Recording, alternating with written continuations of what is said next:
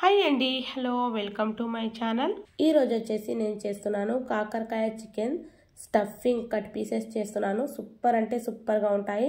రైస్లో తప్ప చపాతీ, జొన్న రొట్టె, పుల్కా దేంట్లోకైనా సరే టేస్ట్ అద్రిపోతుంది. 1/2 kg కాకరకాయలు తీసుకొని నీట్గా కడిగేసుకొని కాకరకాయ లోపల ఉన్న గుజ్జు మొత్తం తీసుకొని పక్కన పెట్టేయండి. సో దీన్నైతే పాడేయకూడదు, దీన్ని కూడా యూస్ చేసుకుందాము. ఇలా క్లీన్ చేసుకున్నాను మొత్తం కాకరకాయలు. అయితే మీరు కొత్తగా ట్రై చేసే వాళ్ళైతే ఒక 3 కాకరకాయలు అయితే తీసుకోండి. ఇక్కడ వచ్చేసి 1/2 kg చికెన్ తీసుకొచ్చారు. నేను దాంట్లో నుంచి ఒక 200 గ్రామ్ బోన్లెస్ చికెన్ అయితే తీసుకున్నాను. సో మిక్సీ జార్లో వేసి దీన్ని మంచిగా మిక్సీ చేసుకుంటాను, మిక్సీ పట్టేసుకుంటాను. మెత్తగా అయిపోతుంది. సో మిక్సీ పట్టేసుకొని ఒక ప్లేట్లో తీసేసుకోండి. ఒకవేళ మీరు బోన్స్ ఉన్న చికెన్ ఉంది కదా, పక్కన పెట్టేశాను, అది మీరు సపరేట్గా చేసుకున్నా పర్వాలేదు. నేను కూడా సపరేట్గానే చేసుకుంటాను. ఇక్కడ 2 medium size onion, 7-8 green chillies, కాకరకాయ గుజ్జు తీసుకున్నాను. చాపర్లో వేసి మంచిగా చాప్ చేసుకుంటాను. సో మీరైతే ఒకవేళ ఆనియన్ ఎక్కువ వేయకూడదు అనుకుంటే ఒక్క ఆనియన్ అయితే ఖచ్చితంగా వేసుకోండి. అండ్ ఇంకో మాట ఏంటంటే ఇక్కడ వచ్చేసి మసాలాలు ఏవైతే వేసుకుంటానో 1/2 kg కాకరకాయలకు 200 గ్రామ్ చికెన్ తీసుకున్నాను కదా. సో 200 గ్రామ్ చికెన్కి సరిపోయేంత మసాలాలే వేసుకుంటాను.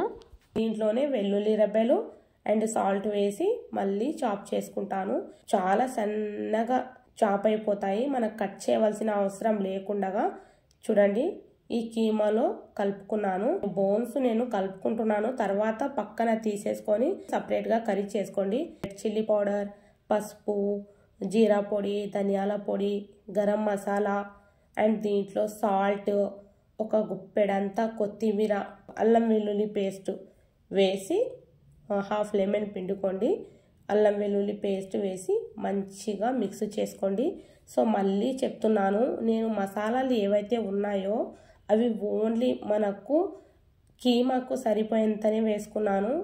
సో దీంట్లో ఉన్న బోన్స్ అన్నీ పక్కన తీసి పెట్టేసుకుంటాను. దాంతోనైతే నేను సపరేట్గా ఫ్రై చేసుకుంటాను.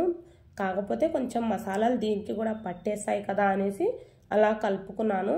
మీరు ఒకవేళ కలుపుకోకూడదు అనుకుంటే పక్కన తీసి పెట్టేయండి. సో మసాలా కలుపుకున్న చికెన్ అయితే ఇలా కాకరకాయలో స్టఫ్ చేసుకోండి. మొత్తం స్టఫ్ చేసుకున్న తర్వాత ఒక టూత్పిక్ తీసుకొని హోల్స్ చేయండి, అక్కడక్కడ తొందరగా కుక్ అయిపోతాయి. ఇలా హోల్స్ చేసుకోవాలి మొత్తం 1/2 kg కాకరకాయలకు. సో చూడండి, ఇలా అయితే స్టఫ్ చేసుకున్నాను మొత్తము. ఇక్కడ హోల్స్ ఉన్న ఒక గిన్నె తీసుకొని మనకు ఎన్ని కాకరకాయలు వస్తే అన్ని పెట్టేసి ఒక కింద గిన్నెలో నీళ్ళు వేసి స్టీమ్ చేసుకోండి.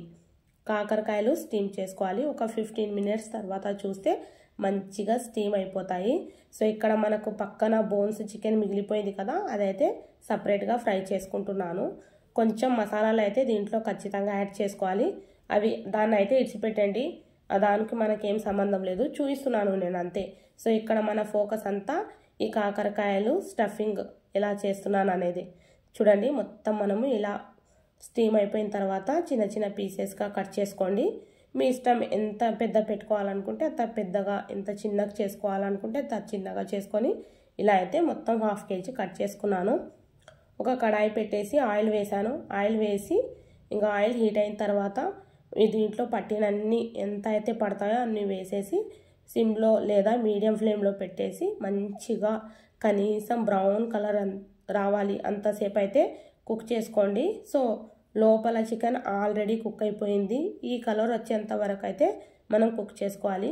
సో అన్నీ అలాగే చేసుకున్న తర్వాత మనకు లైట్ కొంచెం కీమా మిగిలిపోయింది కదా, ఆ మిగిలిపోయిన కీమా ఇలా ఒక 2 మినిట్స్ ఫ్రై చేసుకొని దీంట్లో ఆ కాకరకాయలన్నీ పెట్టేసి కొంచెం సాల్ట్ వేసుకొని ఇలా 2 మినిట్స్ కుక్ చేసుకున్నాను. అంతేనండి, ఎంతో టేస్టీగా ఎమ్మీగా ఉండే కాకరకాయ చికెన్ స్టఫింగ్ కట్ పీసెస్ అయితే రెడీ అయిపోయాయి.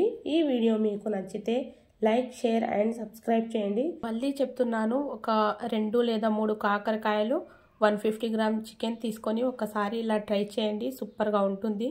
మీ ఫ్రెండ్స్ అండ్ ఫ్యామిలీ మెంబర్ అందరికీ షేర్ చేయండి. థ్యాంక్ యూ అండి. Thanks for watching my videos.